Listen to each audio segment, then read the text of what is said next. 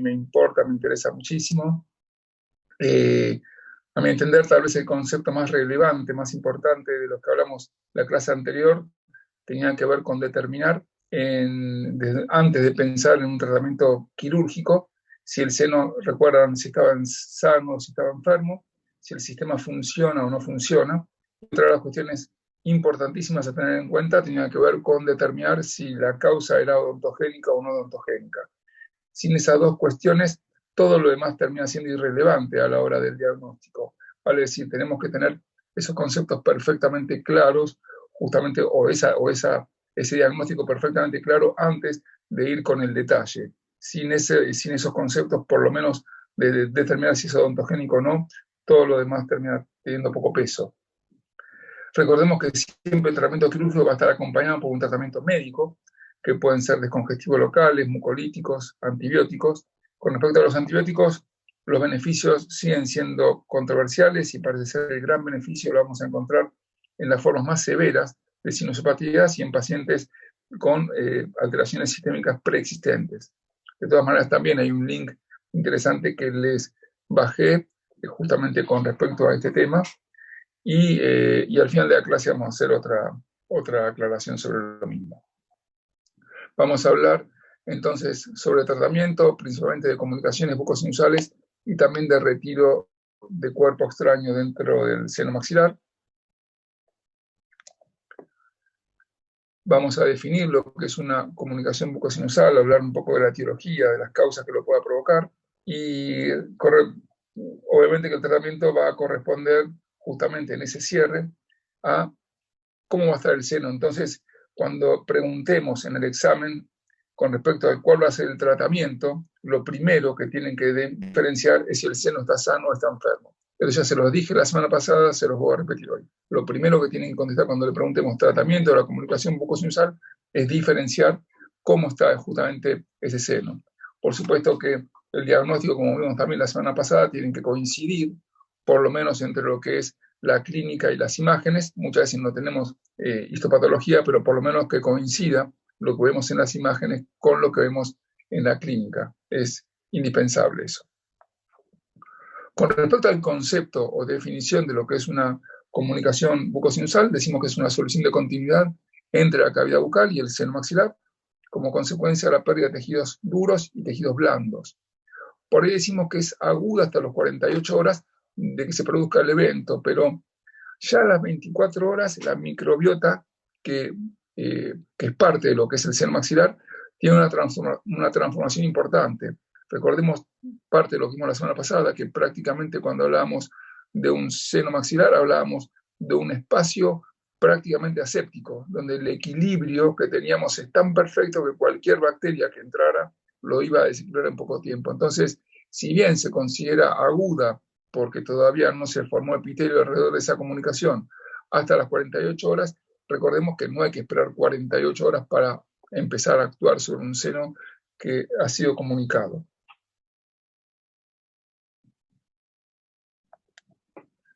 Con respecto a la etiología, obviamente la proximidad anatómica de las raíces es la causa más frecuente de esta comunicación bucosinusal, fractura de tuberosidad, como lo vimos cuando hablábamos de exodoncia, por ejemplo, de terceros molares superiores, retenidos, infecciones periapicales, impulsión de un diente o un implante, que si bien la impulsión del diente e implante es un motivo como para hacer el retiro del mismo, pero ahí se van a provocar dos eventos, uno que tiene que ver justamente con la impulsión del diente y el otro con la comunicación bucosinusal, traumatismos, patologías como quistes o tumores, y también por osteoradionecrosis. Por supuesto, si hablamos en relación a la frecuencia, obviamente que estamos pensando que la proximidad anatómica de las piezas dentarias es la que más frecuente es. Y si yo les preguntara a ustedes cuál es, según lo que vimos la semana pasada, el índice de Bonsdorf, cuál sería la pieza dentaria que con más frecuencia podría generar una comunicación, ¿alguien se anima a decírmelo? ¿Cuál sería la pieza dentaria que con más frecuencia puede generar una comunicación bucosinusal? Segundo molar superior. Perfecto, coinciden los dos que me dijeron eso, perfecto. Segundo molar superior, porque la estadística nos marcaba, ¿se acuerdan? 1,3 milímetros creo que decía. Entonces, en ese 1,3 milímetros, estamos a una distancia tan próxima que prácticamente casi como que cualquier exodoncia está comunicándonos. Muy bien. Ahora, como siempre, existen excepciones a la regla que vamos a ir viendo más adelante. Cuando hablamos entonces de la exodoncia, todas las publicaciones y reportes coinciden en que la causa más frecuente tiene que ver con esta causa, la exodoncia, que además ocupa un lugar muy alejado del resto, porque más del 90% de las comunicaciones bucosinusales tienen como causa la exodoncia. Así que en este aspecto no hay ninguna duda. Recordemos también algo de lo que dije la semana pasada, que siempre que nosotros hagamos la exodoncia de un segundo molar superior, de un primer molar superior, vemos a ese alveolo como si lo hubiésemos estado comunicando, o como si estuviese comunicado. No tenemos que buscar la certeza de esa comunicación. Pero un coágulo estable es lo que nos va a dar la tranquilidad de que si se produjo una comunicación puntiforme, no vamos a tener ningún tipo de inconveniente para que la misma cierre de manera espontánea. No lo vamos a saber, no vamos a estar investigando ni indagando, pero el coágulo estable nos asegura eso. Así que siempre que hagan la exodoncia de estas piezas dentarias, piensen que puede haber una comunicación que no estamos visualizando. Como les dije antes, siempre existen excepciones a la regla, y si bien nosotros habíamos dicho que son los segundos molares, por una cuestión de cercanía, los que tienen más proximidad, los que más van a quedar expuestos a esa comunicación, vemos este estudio multicéntrico bastante interesante, que es lo que nos dice. Sobre 1057 exodoncias de terceros molares superiores totalmente retenidos, generaron el 24% de las comunicaciones bucosinusales, vale decir 88 de 370. Cuando estaban parcialmente retenidos, 23 de 222, 10%. Y cuando estaban totalmente erupcionados, 23 de 465, 5%. El total de las comunicaciones bucosinusales en este trabajo había sido de 134, que representaba el 13%. Pero vean cómo se quintuplica el porcentaje entre los totalmente erupcionados y los totalmente retenidos, que pasan del 5 al 24. Entonces, cuando nosotros pensemos en cuál va a ser la pieza dentaria que con mayor frecuencia va a generar una comunicación bucosinusal, tenemos que hacer la distinción del tercer molar retenido superior, porque ahí sí el porcentual aumenta de manera vertiginosa. Vean cómo se multiplica por 5 de una situación cuando está erupcionado a la situación de cuando está totalmente retenido. Piensen que uno de cada 4 exodoncias, una de cada 4 exodoncias de una pieza dentaria totalmente retenida a un tercer molar genera una comunicación bucosinusal, 24%, un porcentaje realmente altísimo.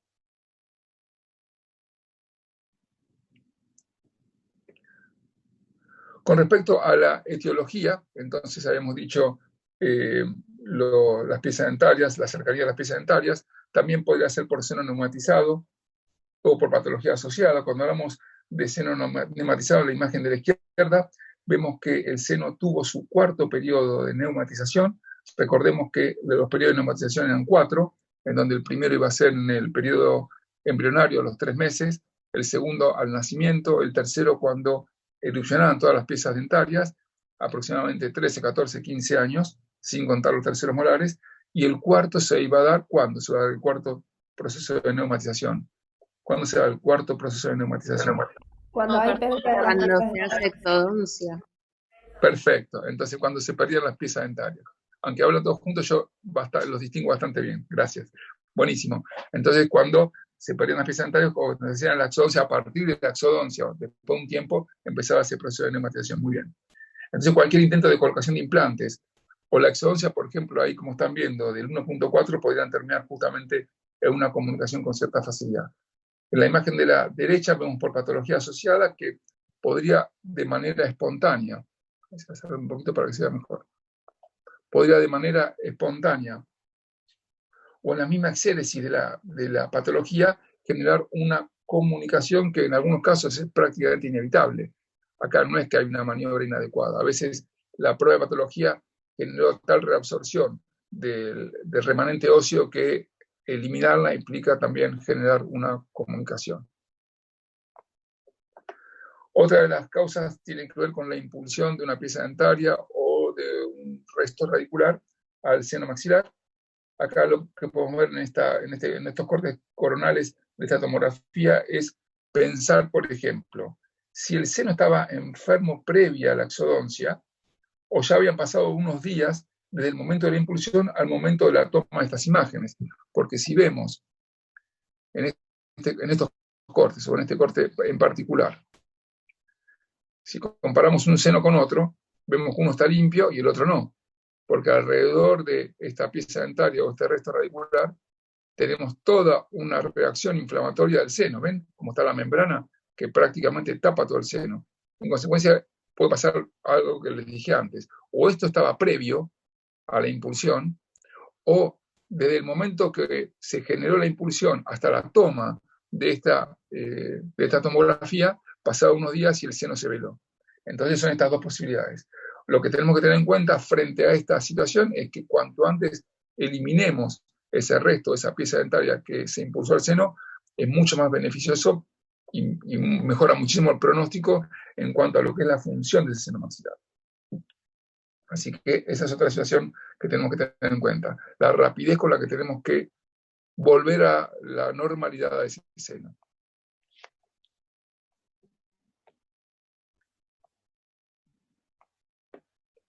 Otra de las cuestiones que tienen que ver con la etiología, siempre estamos hablando, es la complicación implantológica.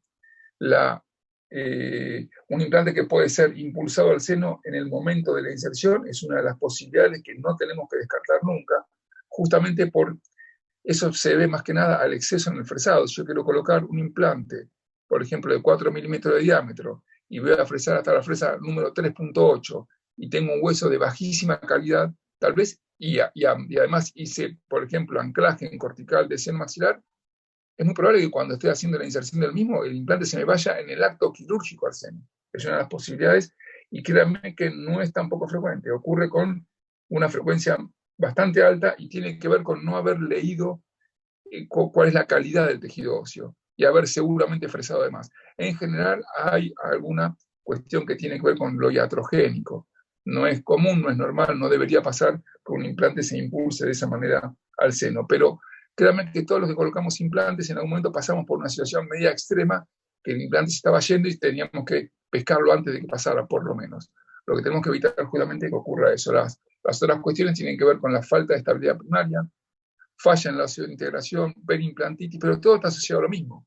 Generalmente cuando tenemos un anclaje inicial que no es el adecuado, una perimplantitis puede terminar justamente con ese implante metido en el seno y bueno, después habrá que ir a recuperarlo. Esto ocurre generalmente antes de la etapa en donde nosotros vayamos a colocar la corona. Ya con la corona colocada la impulsión es mucho más difícil o prácticamente imposible. O el momento que nosotros estamos destapando el implante y queremos justamente empezar con la segunda etapa protética. Y ahí el implante se puede impulsar también al seno.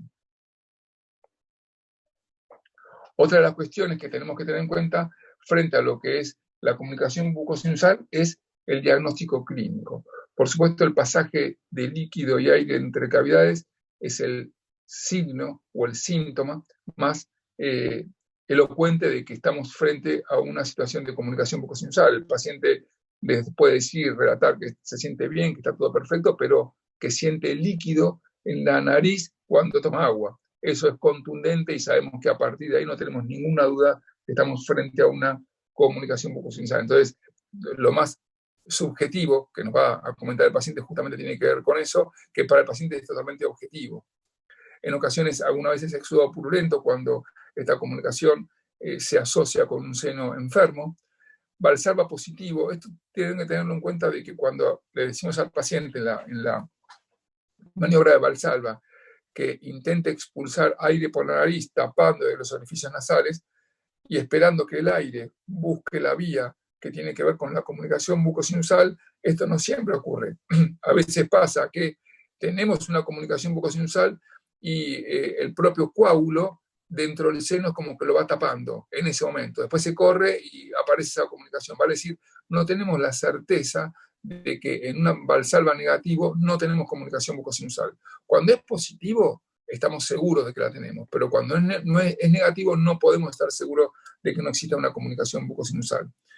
En menor medida epistaxis puede aparecer, en mayor medida dolor y en menor medida inflamación. Estas son las cuestiones que de alguna manera tienen que ver con el diagnóstico clínico que nos ayudan a determinar si esa comunicación está establecida. Recordemos, el más contundente tiene que ver con el pasaje de líquido, más que de aire todavía, de una cavidad a otra cavidad. Y por supuesto el diagnóstico por imágenes, porque tanto de manera potencial como la imagen que tenemos a la izquierda de la periapical, o de manera real como la panorámica que tenemos del lado derecho, nos pueden determinar que existe una comunicación bucosinusal. Por supuesto, esto tiene que estar de alguna manera complementado con lo que pasa en la clínica. Veamos la situación particular que tenemos, por ejemplo, en la periapical, en donde todavía no tenemos esa comunicación, pero de manera potencial, si uno tuviese que bajar ese puente que tiene el paciente, sin endodoncia ni nada, ¿no? Y tuviese que hacer la exodoncia, por ejemplo, de ese premolar, la posibilidad de comunicación es altísima. Recordemos otro concepto que también tenemos que saber y conocer respecto más que nada a las periapicales, es que muchas veces esas imágenes, por ser imágenes en dos planos nada más, y la falta de profundidad dan siempre la sensación que la pieza ya está metida dentro del seno.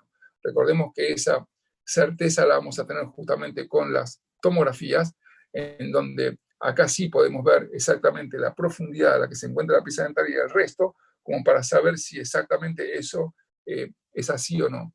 En estos cortes podemos ver perfectamente la solución de continuidad y justamente la falta de tejido óseo de ese hueso interápico sinusal que nos está marcando con total certeza de que estamos frente a lo que es una comunicación bucosinusal. Acá no cabe ningún tipo de duda. Este cuadro que les puse también me resulta muy interesante, muy interesante para que no lo pierdan nunca de vista y lo tengan siempre presente. Según Basmund, estamos hablando acá de la comunicación bucosinusal y el recorrido de lo que es la comunicación bucosinusal a la sinusitis. De la comunicación bucosinusal a la sinusitis. Y Basmund nos dice que el 60% de los casos ocurre al cuarto día, 60% de los casos. Eneroth y Martenson dicen que el 50% al tercer día, más o menos coincide uno con otro, no cambia demasiado, pero tanto uno como otro nos está diciendo que más del 60% al tercer día aproximadamente, ya estamos en presencia de una sinusitis si no me dio ningún tratamiento de esa comunicación bucosinusal. Entonces el diagnóstico de certeza temprano es necesario justamente para evitar esa sinusitis y permitir el cierre exitoso y evitar las complicaciones y que el pronóstico sea mejor, porque no es lo mismo, y ahora lo vamos a ir viendo, hacer un cierre de una comunicación bucosinusal con un seno que nunca estuvo enfermo, a tener que hacerlo con un seno que alguna vez estuvo enfermo, aun si lo llevamos a la curación. Pero no es lo mismo, el pronóstico también va a ser distinto para el paciente y la posibilidad de secuelas también hay que tenerlas en cuenta, porque no es lo mismo un seno que nunca estuvo enfermo a un seno que ya pasó por una sinusitis.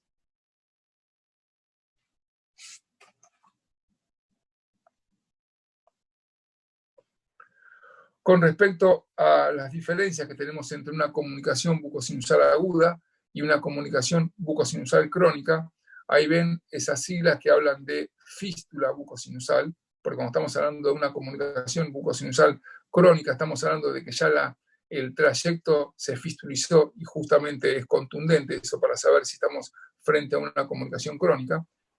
Tenemos que tener en cuenta lo que se refiere al tiempo que transcurre, que es el parámetro más importante, justamente para que algo agudo se transforme en crónico. La histología, ustedes pueden ver en la imagen de la izquierda que la zona cruenta tiene tejido conectivo expuesto, mientras que la imagen de la derecha tiene ya epitelio, vale decir, la migración epitelial que se generó en ese tejido conectivo nos hace pensar que estamos frente a un proceso crónico. La sintomatología, la planificación quirúrgica, porque no vamos a hacer lo mismo planificar un cierre de una comunicación aguda que un cierre de una comunicación crónica, y el pronóstico del mismo, que por supuesto no es el mismo pronóstico si estamos frente a una comunicación bucosinusal aguda a si estamos frente a una comunicación bucosinusal crónica. Quiero hacerles una distinción porque también cuando lo pregunto en el examen se hacen un poco de lío. Que tengamos una comunicación bucosinusal aguda no quiere decir que el seno esté sano. Podemos estar con una comunicación bucosinusal aguda y estar con un seno enfermo, con un seno crónico, con una patología. ¿Se entiende este concepto, no? Si no lo repito. Perfecto, perfecto. Entonces, también hagan esa distinción. Cuando estamos con una comunicación bucosinusal aguda, el seno puede tener una patología, vale decir, previa a esa comunicación. Muy bien. Seguramente si estamos con una comunicación bucosinusal crónica, o sea, con una fístula bucosinusal, ya el seno no está funcionando como tiene que funcionar. Porque ya pasó tiempo, le dimos tiempo a esas cilias como para que empiecen a enfermarse de alguna manera. Entonces, en esa situación sí estamos justamente frente a una complicación agregada que tenemos con la comunicación, pero aparte ya con un seno que no está funcionando como corresponde. Doctor, le hago una pregunta. ¿Sí? ¿Aguda hasta qué tiempo se considera? Bien, viste que antes yo te dije que hablábamos de aguda hasta 48 horas, 48 a Sí. 72 horas como mucho, que tiene que ver, estamos hablando de la comunicación, no de la situación del seno, que tiene que ver con que la migración del epitelio todavía no se va a completar o no le das tiempo para que se genere. Entonces, vamos a hablar de 48 horas como tope porque a partir de esas 48 horas ya la migración epitelial empieza a ser evidente. Entonces, en las primeras 48 horas estamos todavía en presencia de una situación aguda que cuanto antes lo observamos,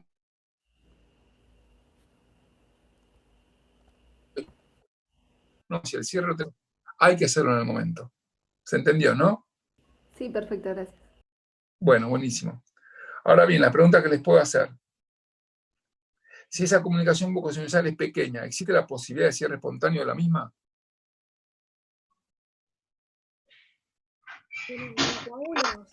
Seguro, perfecto. Entonces recordemos esto, existe la posibilidad de cierre espontáneo, que en algún caso lo pudimos constatar y comprobar. Cuando hablamos de cierre espontáneo, hablamos que para que eso pueda ocurrir tenemos que tener ausencia de infección en el seno maxilar, obviamente, como condición necesaria, y otra de las condiciones necesarias que se trata de un defecto pequeño. Vale decir, Chapasco nos habla de 5 milímetros de defecto en cuanto a la comunicación, de la perforación que no sea más allá de los 5 milímetros. Candelwall nos habla de menores a 2 milímetros. Yo estoy un poco más cerca en este caso de Candelwall que de Chapasco. 5 milímetros es medio extremo como para pensar que eso puede cerrarse de manera espontánea. Seguramente con comunicaciones menores a 2 milímetros y con un seno que esté funcionando y un coágulo estable, si nosotros decimos las cosas como tiene que ser, seguramente vamos a estar en la situación más favorable de cierre de esa comunicación. Este es un caso clínico en el que pude constatar que existe ese cierre espontáneo. Esta paciente había venido a la consulta con un dolor muy importante en el 25, tanto en sentido vertical como en sentido horizontal. Había pasado por otro odontólogo que lamentablemente no se dio cuenta que el 25 tenía una fractura longitudinal que llegaba prácticamente al ápice de la pieza dentaria. Obviamente que la única indicación que tenía esa pieza dentaria era la exodoncia. La paciente en ese momento no aceptaba ningún otro tipo de tratamiento para rehabilitar, ni colocación de implante inmediato, ni nada, así que se le realizó la exodoncia. Al otro día llaman por teléfono diciendo que estaba todo muy bien, que no sentía dolor, pero que cada vez que tomaba agua le salía por la nariz. Ese es el comentario. Que no sentía ningún tipo de molestia, pero que le estaba pasando eso. Obviamente que se le dice a la paciente que venga de manera inmediata al consultorio. La paciente en ese momento dijo que ese día no podía venir, no sé por qué problema era, tampoco vino al día siguiente ni al otro, apareció recién como a la semana. Y el comentario que nos hace es que durante 3 o 4 días tuvo esa sensación del agua en la nariz y que un día antes de venir a la consulta eso se había detenido, o sea, había terminado, no pasaba más líquido de la boca al seno maxilar o de la boca a la nariz como lo sentía la paciente. En consecuencia, hubo un cierre espontáneo, acá no hubo ningún tratamiento quirúrgico en el medio y la paciente lo que sintió durante esos primeros días dejó de sentirlo después. Así que acá de manera contundente pude constatar de que eso ocurre realmente. Con respecto al tratamiento de la comunicación bucosinusal, con todos estos elementos y premisas podemos comenzar a hablar de tratamiento. Entonces, si yo les pregunto, ¿cuál sería entonces la condición primaria que tenemos que tener para generar el cierre de la comunicación bucosinusal, ¿qué me contestan ustedes? ¿Cuál es la condición primaria que tenemos que tener? Que el seno esté sano. Perfecto, buenísimo, buenísimo. Miren, con todas las veces que se los dije, más vale que nadie me diga después en el examen que esto no se lo acuerdan, ¿eh?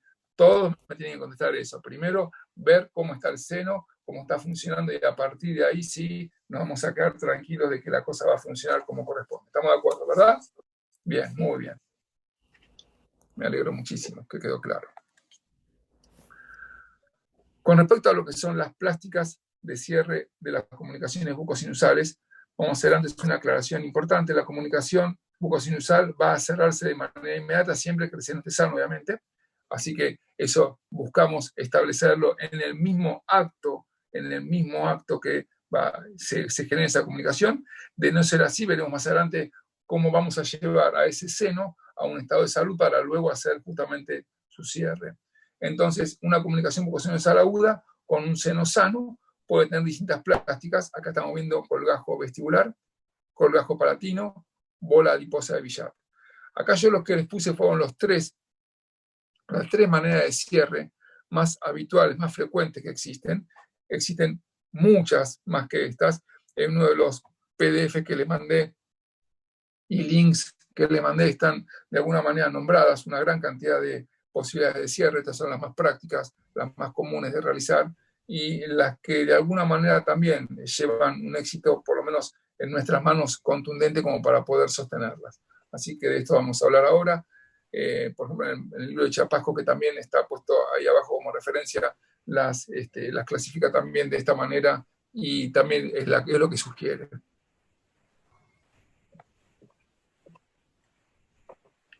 Este cuadro lo vamos a presentar ahora y se lo voy a repetir al final de la presentación, justamente en donde hagamos la descripción de esta técnica para que les quede muy, muy claro, porque este cuadro, este protocolo es el que no lo tienen que olvidar. No les digo para el examen, no lo tienen que olvidar para el resto del ejercicio profesional, porque con este cuadro ustedes saben dónde están parados, básicamente. Cuando tenemos una comunicación bucosinusal a nivel de premolares y molares, y el tamaño es igual o menor a 1 centímetro, se va a hacer un colgajo desplazado vestibular. Cuando la ubicación está en premolares y el tamaño suponemos que es mayor a 1 centímetro de diámetro, yo dije recién suponemos porque no tenemos a veces la certeza absoluta, pero suponemos que es de gran tamaño, vamos a hacer un colgajo palatino de rotación. Y cuando está en la zona de molares y el tamaño también será mayor a 1 centímetro, vamos a hacer la oclusión de esa comunicación bucosinusal con la bola adiposa de Billar. Entonces, esta clasificación de alguna manera nos está determinando que tenemos que ver la ubicación y el tamaño. A partir de la ubicación y el tamaño, determinar cuál va a ser la plástica de cierre. Seguimos entonces. Dijimos colgajo vestibular, que era el primero de los que estaban nombrados, que tenía que tener como condición sine qua non que se daba tanto en la zona de molares y premolares y que tenía que ser menor a 1 centímetro, ¿recuerdan? Esta es la condición. Se puede dar tanto en zonas de molares y premolares, pero siempre que no sea de gran tamaño. Con respecto a lo que es la técnica quirúrgica, se van a hacer 2 incisiones de liberación de manera vertical, que tomen epitelio y conectivo. La mucosa palatina, que está detrás de la comunicación bucosinusal, también se cinde, o sea, también se va a incidir. Se puede liberar en profundidad el periósteo. Yo le diría que es esta imagen de acá, en donde con bisturí lo que hacemos es cortar el periósteo a este nivel, porque yo le diría que esa es justamente la clave de este colgajo vestibular. Si nosotros no generamos esa liberación del colgajo, la tensión se va a seguir manteniendo y va a ser imposible poder arrastrar a ese colgajo para poder cerrar esa comunicación como lo vemos en la foto de la derecha. Vale decir, yo creo que el secreto justamente que tenemos en este colgajo es el corte que tenemos a nivel del periósteo para que él mismo de alguna manera se pueda desplazar. Y una vez que sí está desplazado, se lo va a reubicar en el defecto que se ha generado. Otro de los secretos tiene que ver con la sutura. En este caso siempre se va a hacer de vestibular hacia palatino, cuidando obviamente que el cierre sea hermético, pero el secreto está en la tensión de esta sutura, que tiene que ser con la menor tensión posible. Entonces, tanto el corte que hacemos con el periósteo como la menor tensión que se hace, que tenemos que generar con la sutura, hacen que tengamos un colgajo estable, un colgajo en donde la irrigación se va a mantener perfectamente y esa tensión no va a generar isquemias que después hagan que podamos tener alguna complicación justamente en esa situación de curación que estamos buscando.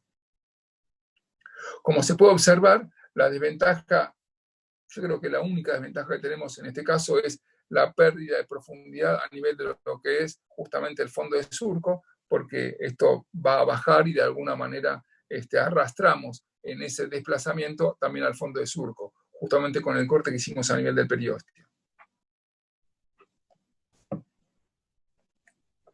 El otro colgajo propuesto que hemos dicho para el cierre de una comunicación bucosinusal aguda, con seno sano obviamente, es el colgajo rotacional de espesor completo palatino, que tiene indicaciones como la comunicación bucosinusal de más de 1 centímetro de diámetro, ideal para la zona de premolares. Ideal para la zona de premolares.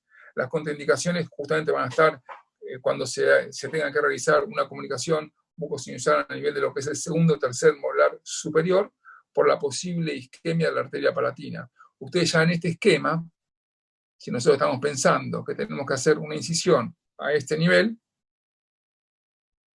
para después despegar este colgajo, si esto lo vamos a reubicar en esta zona, en la zona de premolares, no va a tener estrangulamiento acá. Ahora imagínense si esto mismo, yo hago esta incisión y quiero reubicar este colgajo a este nivel del segundo molar. Seguramente esto de acá se me va a estrangular y la posibilidad de generar necrosis del colgajo es altísima. Entonces, siempre pensemos que este colgajo rotacional se va a utilizar para la zona de premolares, no para la zona de molares. Las complicaciones tienen que ver con la necrosis del colgajo, por supuesto, si está ubicado en la zona de premolares es poco probable, y el dolor en paladar.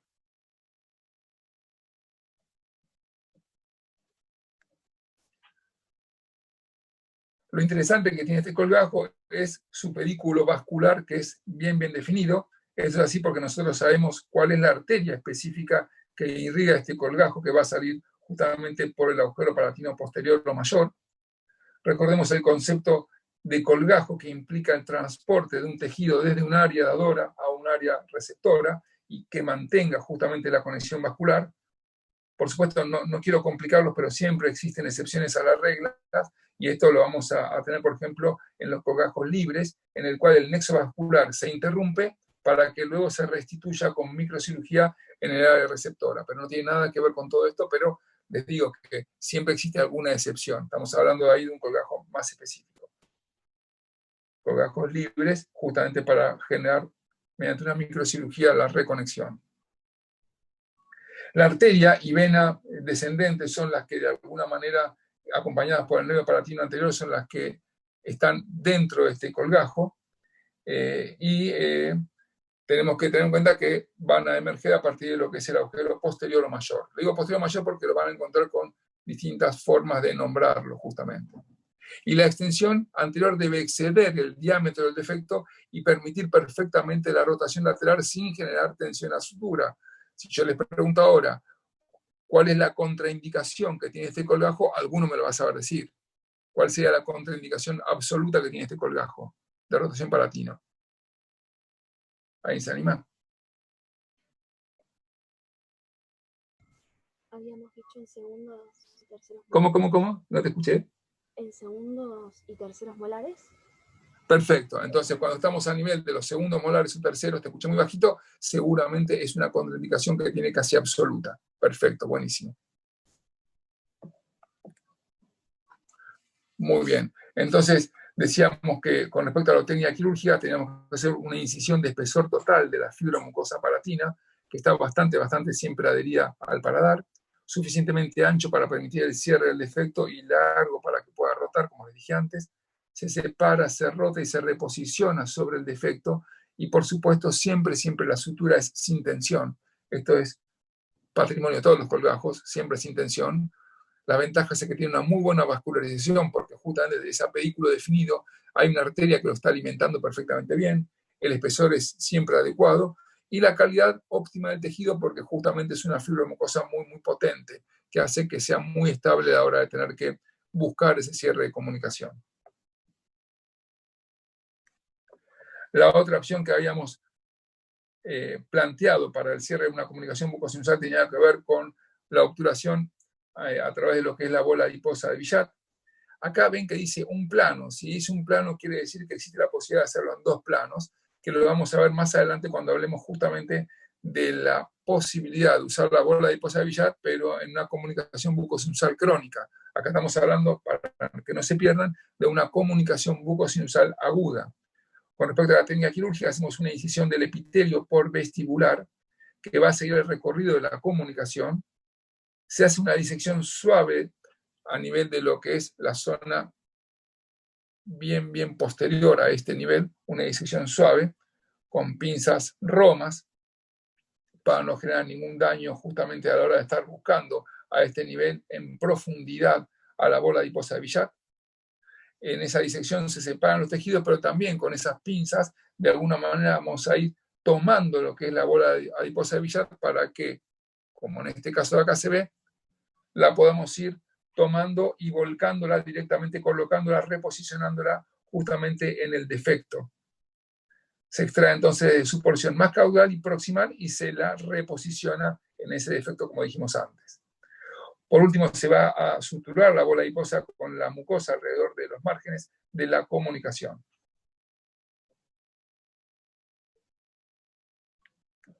Como habíamos dicho antes, las indicaciones estaban justamente para las comunicaciones de gran tamaño, de más de 1 centímetro, ideal para la zona de molares. La ventaja que tenemos es, si ustedes pueden ver en la foto, la rápida epitelización de la grasa y cómo en prácticamente 2 semanas esto prácticamente se mimetiza de una manera contundente y se epiteliza de una manera bastante rápida.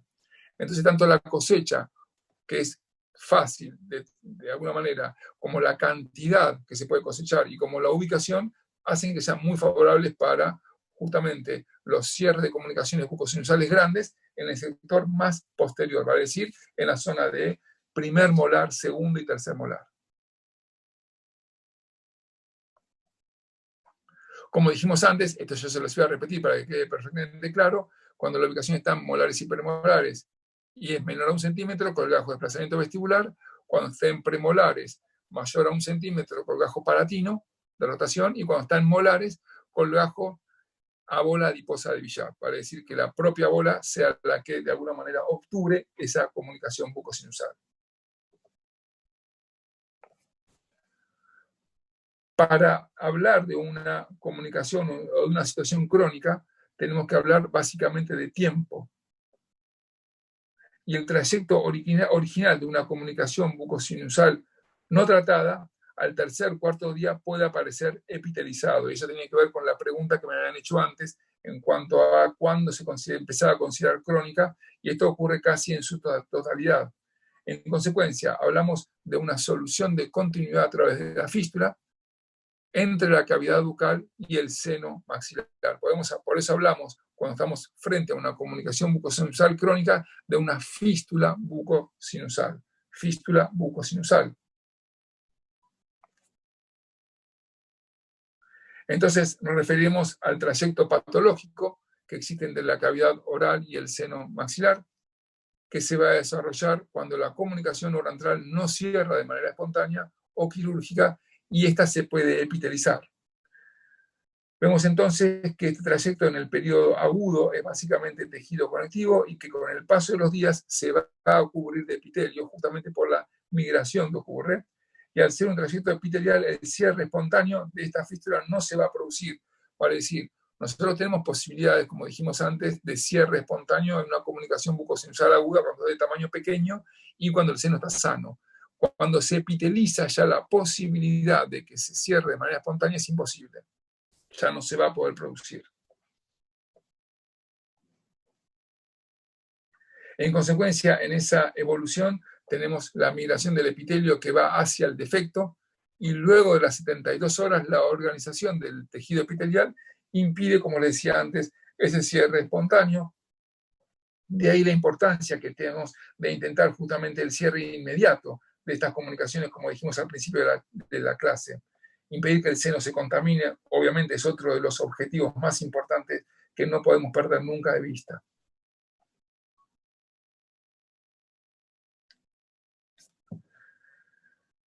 La fístula bucosinusal es la manifestación más contundente de la cronificación del proceso.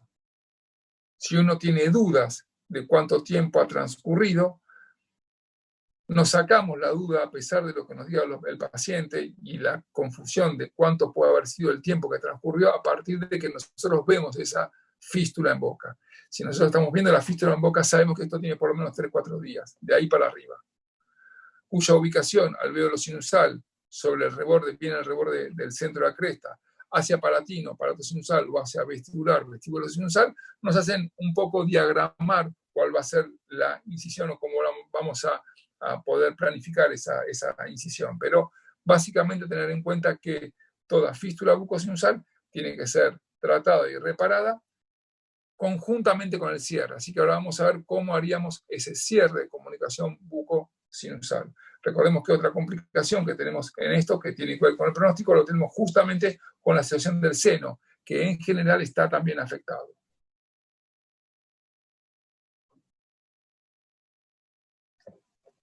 Con respecto al diagnóstico y la clínica, hablamos de regurgitación nasal del líquido, vale decir también, obviamente, como pasaba en la UDA, el líquido pasa de cavidad oral a las fosas nasales, alteración de la resonancia nasal, justamente por la cronificación de ese proceso, dificultad para succionar, secreción nasal unilateral, mal sabor, halitosis, también cacosmia puede aparecer en este caso, y dolor.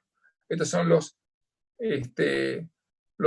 ítems que tenemos que tener a la hora de hacer el diagnóstico clínico de la fístula bucosinusal.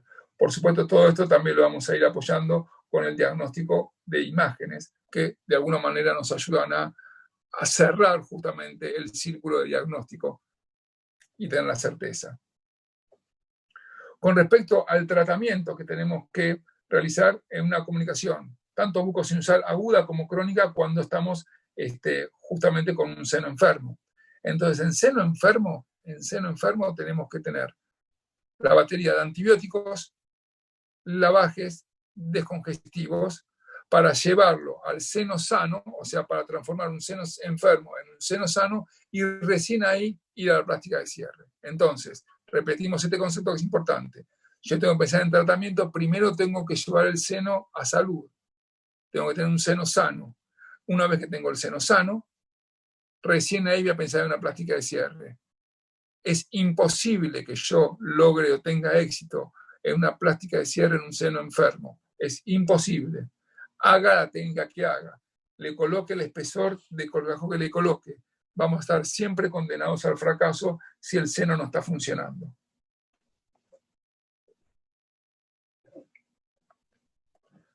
Para eso, este cuadro también quiero que lo aprendan perfectamente, tenemos para llevar justamente el seno enfermo al seno sano, tenemos que hacer lavajes sin presión a través de la comunicación.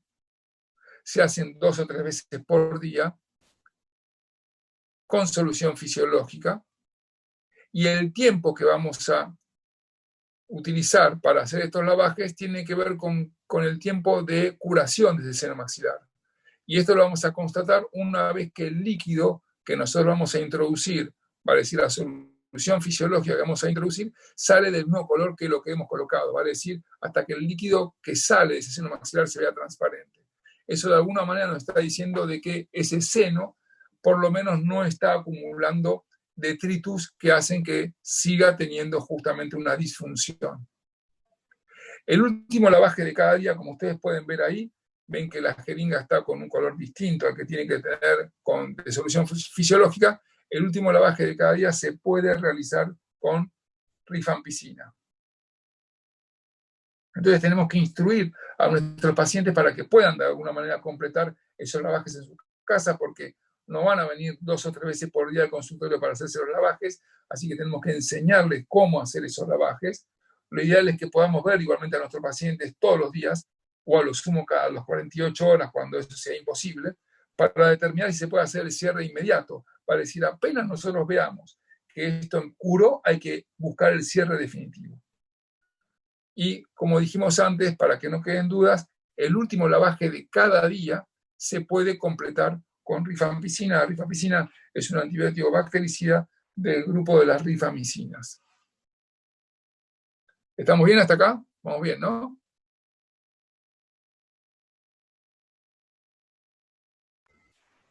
¿Todo bien? Sí, ¿Se entendió esta parte? Sí. Perfecto, genial, buenísimo. Entonces dijimos antes, los enfoques que tenemos que tener alternativos para el cierre quirúrgico de la comunicación bucosinusal crónica: colgajo vestibular, colgajo raqueta palatino, colgajo bucal de grasa o la hiposa de Villar. ¿Qué es lo que le llama la atención de este cuadro? ¿Qué es lo que le llama la atención de este cuadro? Es en 2 planos ahora. Perfecto, genial, genial. Entonces, acá no queda duda. Cuando hablamos, para que no tengan confusión a la hora de responder en el examen y que estemos todos contentos y felices, entonces cuando hablamos de una comunicación bucosinusal crónica, estamos pensando en 2 planos. Cuando estamos pensando en una comunicación bucosinusal aguda, los 2 planos desaparecen. Hablamos siempre de un plano. Eso es así y que no quede ningún tipo de duda al respecto.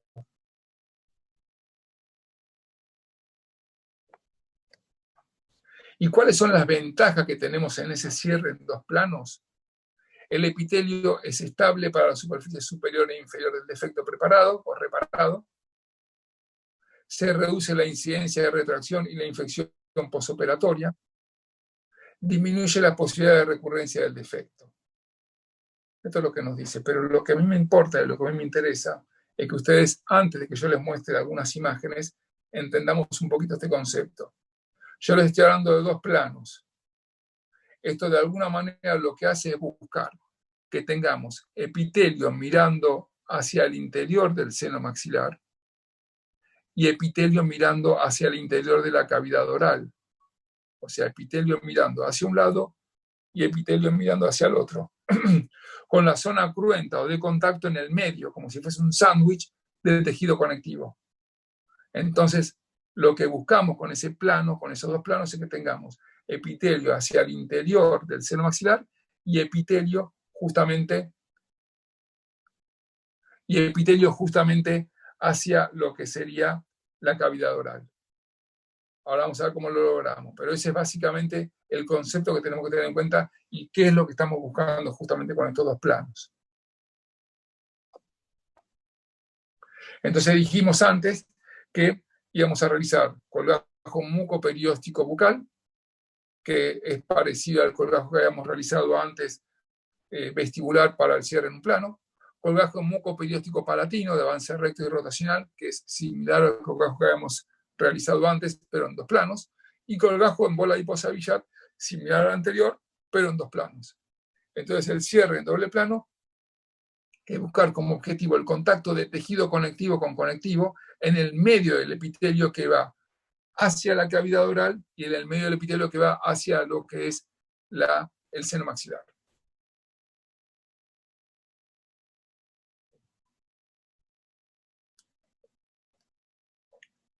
Entonces empezamos con el cierre en 2 planos y acá tiene que ver justamente con el colgajo desplazado vestibular. Recordemos lo que habíamos hablado cuando hacíamos el colgajo vestibular en un plano para el cierre de la comunicación bucosinusal, 2 incisiones verticales que podían liberar obviamente el periósteo para tener más planos, más paños, ¿se acuerdan? Esa incisión en el periósteo. Y acá lo que se agrega es la incisión perimetral alrededor de la fístula para vertir ese epitelio al interior de la comunicación. Acá lo que se va a realizar es una incisión a este nivel de la fístula, que de alguna manera la despega del tejido óseo que la rodea, y este tejido, que es epitelio, ustedes piensen que acá yo tengo epitelio, ¿estamos de acuerdo con eso? Ese epitelio se va a vertir al interior del seno maxilar. En consecuencia, si yo esto lo rebato hacia el interior del seno maxilar, voy a tener epitelio en contacto con lo que sea el piso del seno maxilar. y me va a quedar la superficie cruenta del tejido conectivo alrededor justamente de esto que yo hice la incisión. Si yo voy a reposicionar el cuadro, el colgajo vestibular a este nivel, voy a tener en contacto el tejido conectivo justamente del colgajo desplazado vestibular, y lo que voy a tener por fuera va a ser el epitelio del mismo colgajo vestibular. Entonces voy a tener epitelio por dentro, proveniente de la fístula, y este concepto se va a repetir en este colgajo y se va a repetir también en el palatino y se va a repetir en la bola adiposa de Billat, es lo mismo. O sea, voy a tener ese colgajo, ese epitelio dentro de lo que es la cavidad antral, y voy a tener por el otro lado el epitelio producto justamente del desplazamiento, tanto del colgajo vestibular como del colgajo palatino, por ejemplo, que vamos a ver más adelante.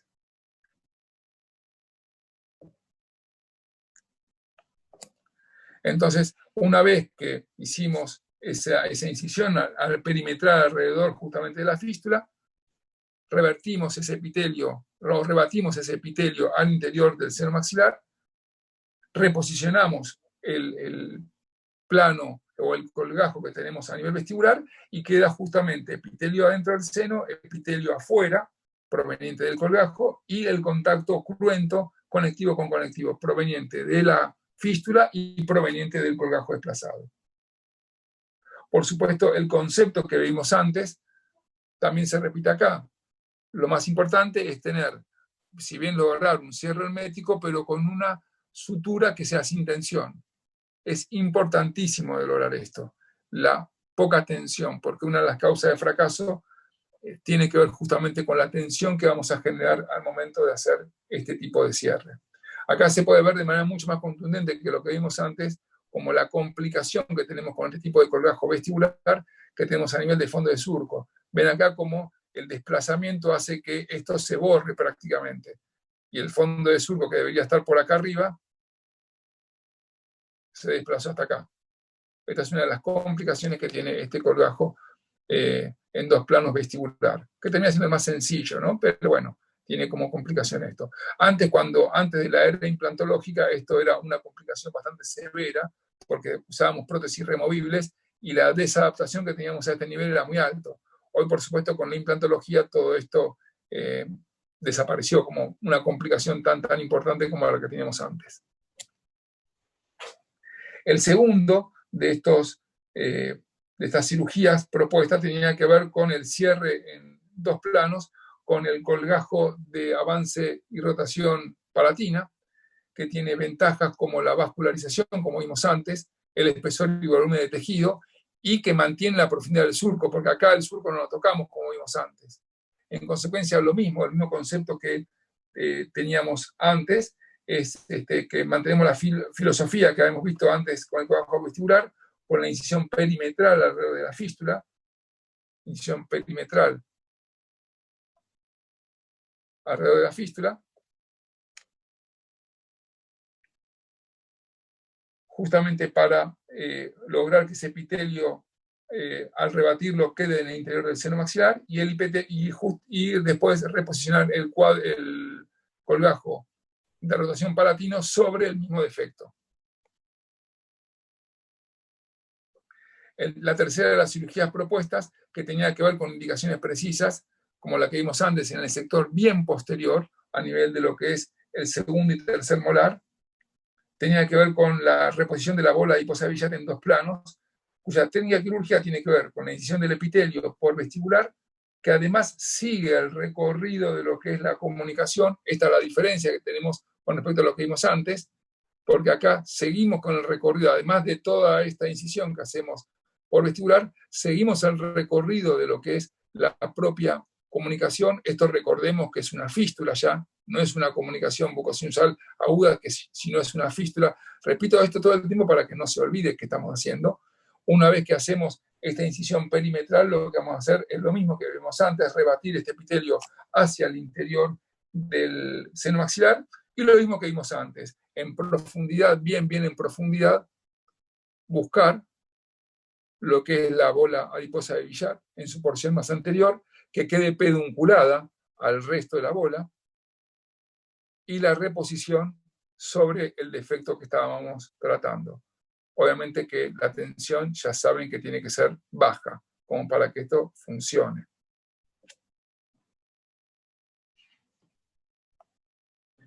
¿Se acuerdan cuando antes yo les había mostrado el protocolo de tratamiento en las comunicaciones bucosinusales agudas? Bueno, ahora les estoy mostrando el protocolo de tratamiento para el cierre definitivo de una fístula bucosinusal.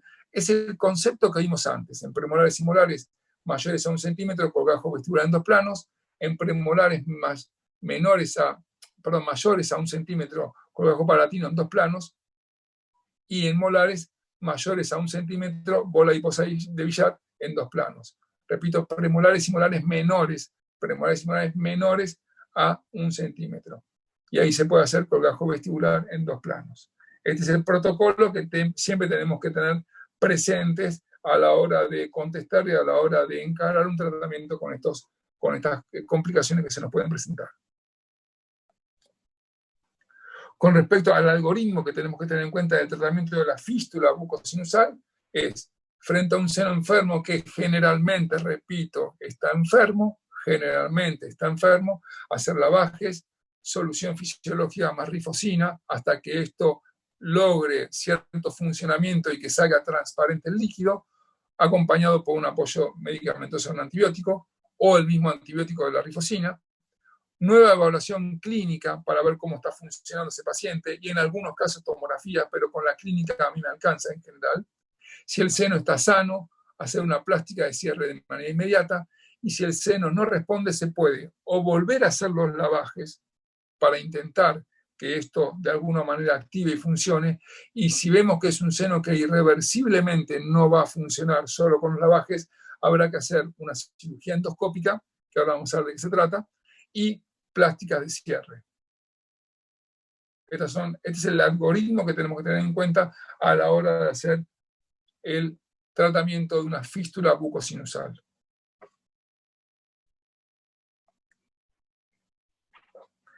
El fracaso luego de haber realizado el cierre puede existir, obviamente como todo en la vida puede existir, pero esto realmente es muy frustrante, porque acá lo que me dio fue una cirugía que fracasó directamente, y esto puede verse a lavajes preoperatorios inadecuados, a la mala elección o posología de tratamiento antibiótico, tensión excesiva en el colgajo, como les dije antes, incisión inadecuada de los márgenes epitelizados, negligencia por parte del paciente para seguir las instrucciones. Todas estas son cuestiones que de alguna manera llevan a que nosotros hemos realizado un cierre en un seno enfermo. Básicamente lo que pasó fue eso. Todo lo demás se pueden deber más que nada a excusas. Lo único objetivo que tenemos es que esto estaba de alguna manera condenado al fracaso porque estábamos haciendo un cierre en un seno enfermo. Así que poder leer perfectamente que cuando hacemos el cierre tenemos que hacerlo sobre un seno que está funcionando.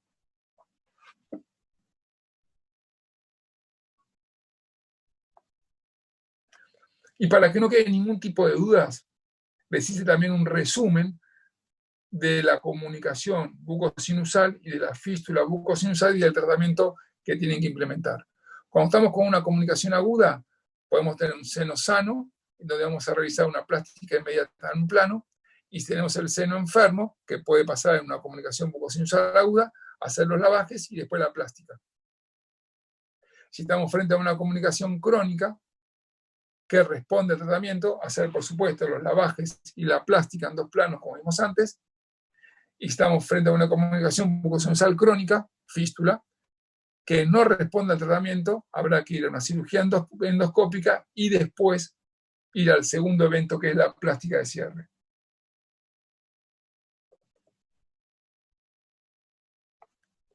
Otra de las situaciones que se nos pueden presentar es la impulsión de un cuerpo extraño, que es un elemento anormal que se proyecta de manera accidental al interior del seno maxilar.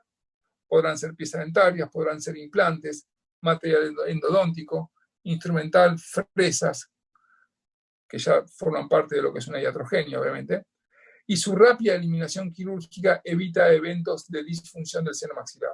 Cuando estamos diciendo rápida eliminación, si lo podemos hacer en el mismo acto que se impulsó, mejor. Por supuesto, hay que saber hacerlo, pero lo ideal siempre va a ser que en el mismo acto, a las pocas horas, si uno necesita pedir ayuda para poder hacerlo, sea eliminado ese elemento impulsado. La impulsión de un cuerpo extraño tiene dos eventos. Uno es la creación de una comunicación bucosinusal porque por algún lado entró, y el otro es un estímulo irritativo crónico en el seno. Y como le dije antes, la remoción tiene que realizarse en el menor plazo posible.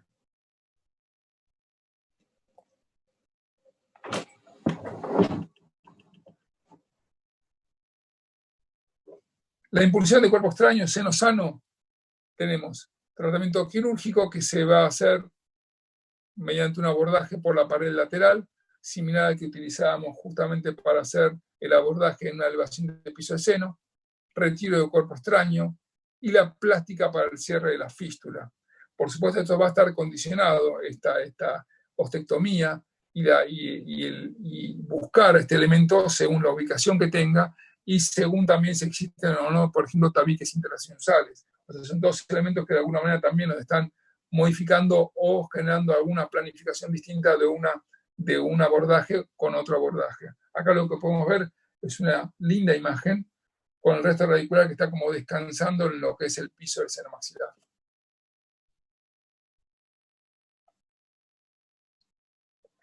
Con respecto al tratamiento quirúrgico que vamos a realizar, no, esto ya lo dijimos, con respecto a lo que era el tratamiento quirúrgico, recordemos entonces abordaje por pared lateral y el retiro del elemento impulsado, extraño impulsado. Como podemos ver ahí, se trata de un resto radicular que tiene aparentemente un cono que está más allá del ápice y que probablemente justamente ese cono haya sido el elemento que generó una enfermedad periapical y que eso justamente haya horadado el tejido óseo como para que después, al hacer la exodoncia, se haya de alguna manera impulsado dentro del seno maxilar.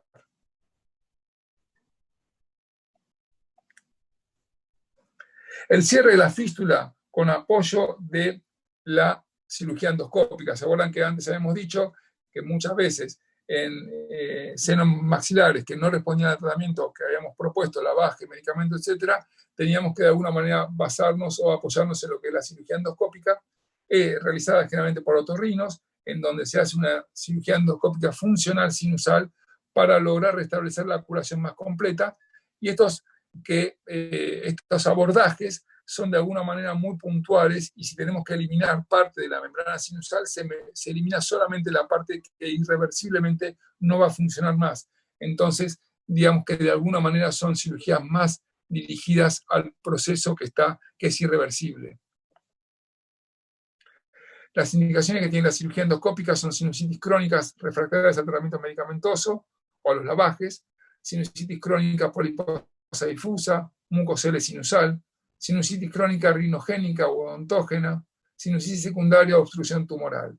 Si bien son cirugías que están muy bien regladas y son seguras, no están nunca exentas de complicaciones. Por eso les traje este estudio transversal sobre cirugía endoscópica, donde en un muestreo consecutivo de 150 pacientes, cuya causa principal de tratamiento había sido una rinosinusitis, el total de complicaciones habían sido 27 de las 150, vale decir 18%, por eso les digo, no están exentas de complicaciones, y habían tenido complicaciones severas, vale decir 4 complicaciones severas que representaban el 2,5%. La mayoría de las complicaciones menores en este trabajo se referían a sinequias, que cuando hablamos de sinequias hablamos de obstrucciones nasales, producto justamente secundaria a esta cirugía endoscópica, y cuando hablamos de complicaciones severas, hablamos de epistaxis mayores a 500 milímetros que se habían producido trans y posoperatorias. En consecuencia, no estamos exentos justamente de esto. Resumiendo, la impulsión de cuerpo... Profe, sí. Perdón, en el caso de la cirugía endoscópica, sí, lo que se realiza la plástica también es en 2 planos, ¿no? Sí, perfecto, muy buena pregunta la que me hiciste. Sí. Obviamente que es así. Se mantiene la plástica, muy buena pregunta, se mantiene la plástica en cierre en 2 planos porque lo que vos tenés mantenido ahí es la fístula. Entonces, claro, el concepto está muy bien definido, así que está muy bien la aclaración que me está haciendo. Siempre, bueno, el abordaje se puede hacer de manera endoscópica, pero después el cierre definitivo lo hacemos nosotros en el caso de que estemos con una fístula, obviamente en 2 planos. Muy bien. Gracias. Con respecto al tratamiento, y para ir resumiendo y ir terminando un poquito todo esto, decíamos que la impulsión del cuerpo extraño, con un seno sano, abordaje quirúrgico, plástica sinusal, y con un seno enfermo, lo que dijimos antes. El tratamiento del seno mediante lavajes, abordaje quirúrgico, cuando esto fracasaba y no teníamos ninguna chance de que pudiera resolverse mediante los tratamientos convencionales, endoscopía para las sinusitis recidivantes, y después la plástica sinusal. Obviamente, como dijimos antes, si estamos en presencia, y por la aclaración que me hiciste por recién, si estamos en presencia de una comunicación crónica, el abordaje en 2 planos o el cierre en 2 planos. Indicaciones posoperativas generales para las cirugías de seno maxilar: dieta semilíquida, evitar la maniobra de Valsalva, porque si nosotros hacemos maniobra de Valsalva, todo lo que estamos haciendo para el cierre se puede de alguna manera movilizar y romper. Respetar el tratamiento farmacológico, decirles al paciente que no estornuden con la boca cerrada porque la presión que se genera es altísima y eso puede, en los primeros estadios, en los primeros momentos, puede abrir lo que nosotros hemos intentado cerrar. La herida debe mantenerse lo más limpia posible con enjuagues muy suaves. Obviamente que la clorexina es uno de los elementos que utilizamos para estos enjuagues. Y decir a los pacientes que no fumen, cosa que es bastante compleja, créanme, de convencer a algunos pacientes, que por más que le expliquemos que ese es un detalle a tener en cuenta, es bastante difícil que podamos erradicarlo. Podemos pedirle que no tomen mate, eso más o menos lo respetan, pero el de no fumar es muy difícil que nos hagan caso en algunos pacientes. Decíamos como indicaciones postoperatorias, acá lo que estamos viendo de manera empírica: amoxicilina más ácido clavulánico 1 gramo, la otra opción sería la clindamicina 300 miligramos, descongestivos nasales, antiinflamatorios no esteroides. De esto me gustaría que entren al link que les mandé, porque ahí está perfectamente arreglado y estipulado y con cierta discusión en cuanto a los beneficios que teníamos frente a al tratamiento de sinusitis crónica con antibióticos, que se sigue utilizando muchísimo, pero bueno, pueden ver ahí los beneficios o no que se tiene con todo esto.